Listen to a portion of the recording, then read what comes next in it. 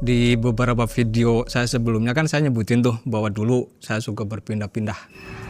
Kadang di rumah, kadang di rumah saudara, kadang di rumah paman, di rumah uak gitu ya. Nah di cerita ini juga kebetulan Mang, saat itu saya juga sedang berada di sebuah desa X yang ada di Cilacap sana.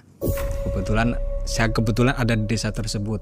Nah di cerita ini saya diposisikan untuk menyaksikan seseorang yang melakukan pesugihan, Mang. Kita sebut namanya Pak Joni. Nama ini udah saya samarkan, Mang. Jadi Pak Joni ini dulunya adalah seorang petani pembuat gula Jawa, gula merah, yang kehidupannya itu ya jauh dari kata sejahtera, Mang. Ya katakanlah dari keluarga miskin lah. Anak 4, masih kecil-kecil semua, sementara sumber penghasilan itu murni dari gula, Mang, dari petani gula tersebut. Karena kondisi keluarganya atau kondisi perekonomian yang selalu seperti itu, lama-lama mungkin merasa bahwa nggak kuat atau apa ya, kepengen ada perubahan sedikit lah di kehidupan ekonominya. Kebetulan Pak Joni ini punya saudara, Mang, yang sudah melakukan pesugihan. Singkat cerita, saudara Pak Joni ini mengajak Pak Joni untuk melakukan pesugihan.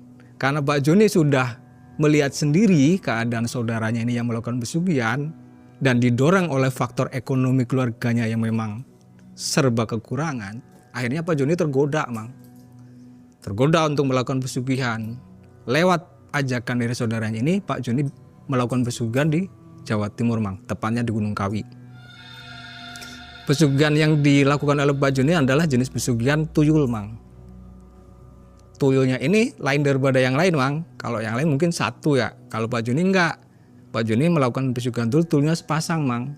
Laki-laki perempuan. Sebentar, Mas Ya. Kasim tahu kisah ini dia bercerita atau dari siapa? Saya kebetulan yang mengalami atau menyaksikan atau menjadi saksi di desa tersebut, dan ditambah juga informasi dari warga sekitar, Mang. Termasuk dari paman dan uak saya. Nah, karena saat itu kan saya memang berada di desa tersebut, di rumah paman.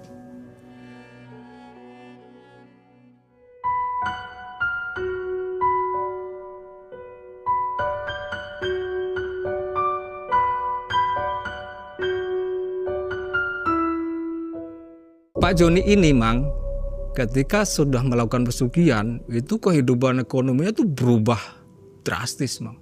Yang dulunya serba kekurangan, anak 4 banyak kan, masih kecil-kecil. Tapi setelah melakukan pesugihan ini yang berkembang secara pesat, Mang. Yang tadinya